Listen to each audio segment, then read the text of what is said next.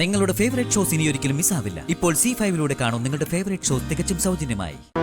എന്താ മോളെ വിക്രമിനെ കുറിച്ച് ഇങ്ങനെയൊക്കെ പറയുന്നത്? അവൻ ഈ കുടുംബത്തിന്റെ മരുമകൻ മാത്രമല്ല, നമ്മളെ സംബന്ധിച്ച് ഈ കുടുംബം കടത്തി മുങ്ങാതെ രക്ഷിച്ച ദൈവം കൂടിയാ. അതൊക്കെ മറന്നുപോയോ നീ? ഒന്നും മറന്നിട്ടില്ല. വിവാഹം ലളിതമായിരിക്കണം എന്നല്ലേ തീരുമാനം? വിക്രമിനെ പോലെ ഒരു കോടീശ്വരൻ കൂടെ ഉണ്ടാവുമ്പോ അത് ആർഭാടത്തിന്റെ ലെവലിലേക്ക് മാറും. അത് വേണ്ടെന്ന് ഞാൻ ഉദ്ദേശിച്ചുള്ളൂ. നിന്റെ ഈ ദേഷ്യമൊക്കെ കാണിക്കേണ്ടത് നിന്റെ സഹോദരന്മാരോടാ. പെങ്ങളുടെ പെണ്ണുകാണൽ ചടങ്ങിന് അരമണിക്കൂർ പോലും ചെലവഴിക്കാത്ത അവരുടെ തിരക്ക്.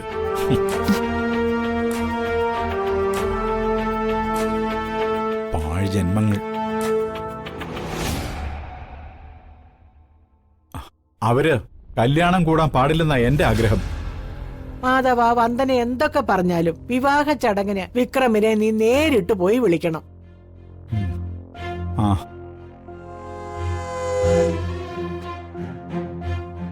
വയസ്സുകാലത്ത് നമുക്ക് ആരാ ഒതകുന്നതെന്ന് മുൻകൂട്ടി പറയാൻ പറ്റത്തില്ലല്ലോ. എന്തായാലും ഇനി അതിനെ ചൊല്ലിയൊരു തർക്കം വേണ്ട. വിവാഹം തടസ്സം കൂടാതെ നടക്കുന്നതിനുള്ള കുടുംബക്ഷേത്ര പൂജ നടത്തണം.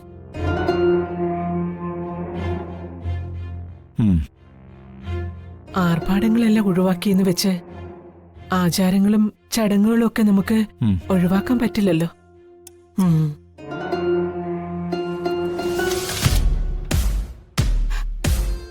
ചേച്ചിയെ പെണ്ണ് കാണാൻ വന്ന ഗൗതമിനെ കുറിച്ച് ഏട്ടൻ അഭിപ്രായം ഒന്നും പറഞ്ഞില്ലല്ലോ. നല്ല പയ്യന. ഈ ബന്ധം നടക്കുവാണെങ്കിൽ എനിക്ക് മുറപ്രകാരം ജെന്റിൽമാനായ ഒരു ഏട്ടനെ കൂടെ കിട്ടും. അതിന്റെ ഒരു ത്രില്ലില്ല ഞാൻ. ഉന്നത കുടുംബം, ഉയർന്ന ജോലി, ഉയർന്ന വിദ്യാഭ്യാസം. ചേച്ചിക്ക് ദേവി എല്ലാ ഉയർച്ചകളും ഒരുമിച്ച് കൊടുത്ത് അനുഗ്രഹിക്കുക.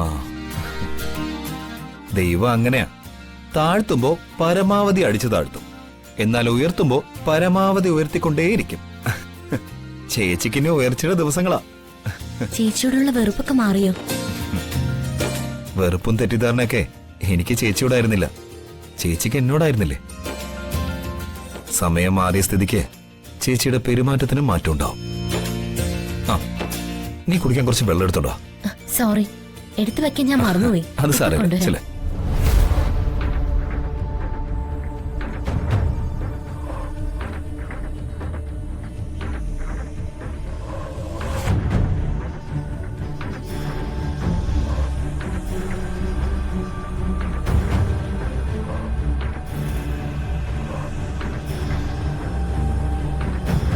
ഗൗതം ആയുർവേദ മരുന്നുകളിൽ മയക്കുമരുന്നിന്റെ സാന്നിധ്യം എന്ന വിഷയത്തെക്കുറിച്ച് ഗവേഷണം നടത്തുന്നവൻ. ഇൻവെസ്റ്റിഗേറ്റീവ് റിപ്പോർട്ടർ അല്ലേ?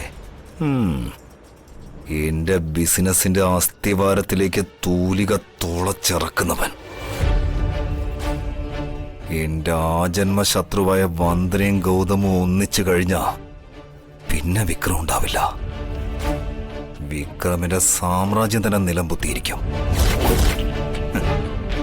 അതുകൊണ്ട് ആ വിവാഹം നടക്കാൻ പാടില്ല, നടക്കാൻ അനുവദിക്കില്ല ഞാൻ.